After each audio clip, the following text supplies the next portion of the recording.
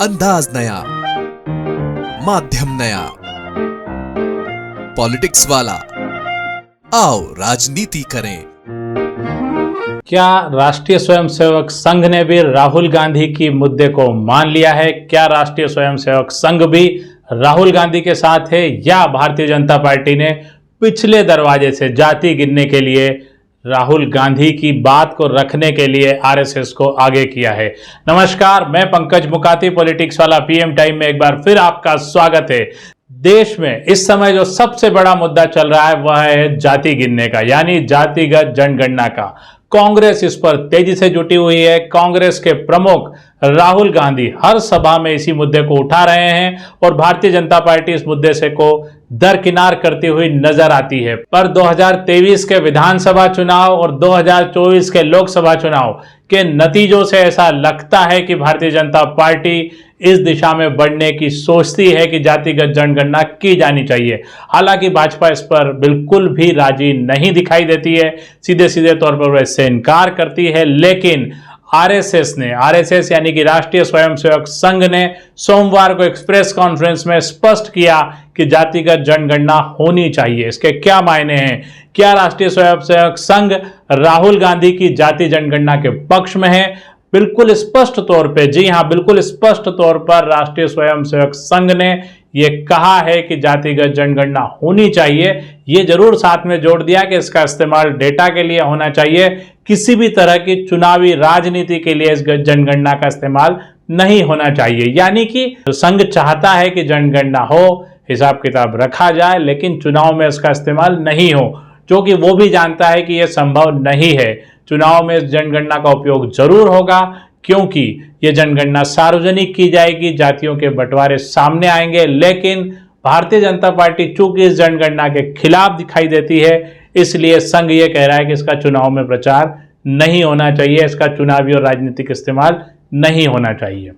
यदि जातिगत जनगणना के डेटा का राजनीतिक या चुनावी इस्तेमाल नहीं होना है, सामाजिक इस्तेमाल नहीं होना है, तो फिर इस जनगणना को कराने का क्या मतलब है? पॉलिटिक्स वाला का यही सवाल आरएसएस से है कि यदि इस जनगणना को सिर्फ डेटा के लिए करना है, संख्या जुटाना है, नंबर्स रखना है, तो इसको कराए जाने का फायदा क्या है? क्योंकि राहुल गांधी हर सभा में कह रहे हैं कि बताइए कितने ओबीसी हैं, कितने दलित हैं, कितने अन्य वर्ग के लोग हैं, क्या जाति के हिसाब से उनको अधिकार मिला है, क्या उनकी जनसंख्या के हिसाब से उनको बराबर हक मिला है। लेकिन संघ यहां पर कहता है इसका सिर्फ डेटा के लिए इस्तेमाल किया जाना चाहिए।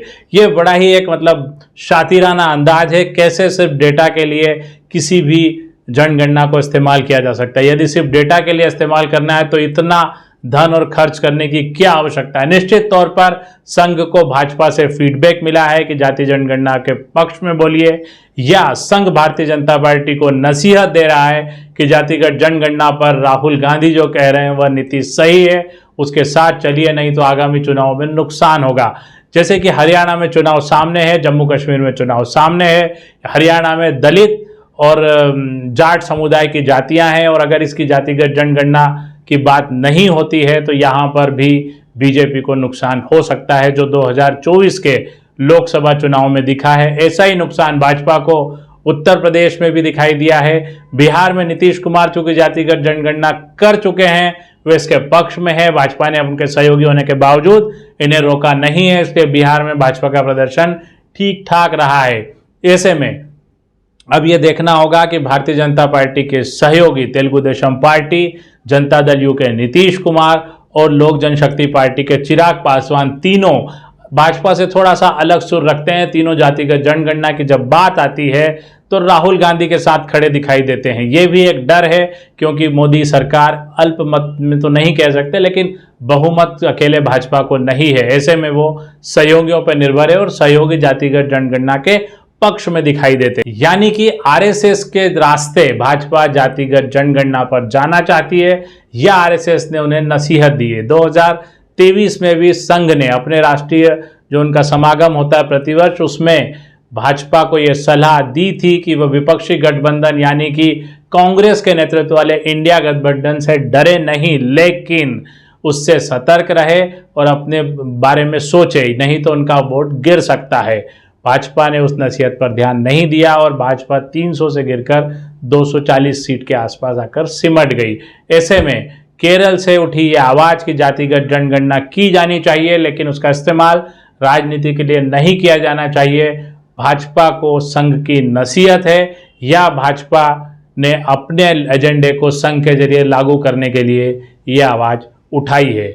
अगर पॉलिटिक्स वाला का व्यू देखें तो पॉलिटिक्स वाला जातिगत जनगणना के बिल्कुल खिलाफ है। इससे एक तरह से देश कई हिस्सों में बंटेगा, जितनी जातियां उतने लोग होंगे और सांप्रदायिकता से ज्यादा खतरनाक होगा जातिवाद। अगली बार फिर इसी मुद्दे पर बात करेंगे।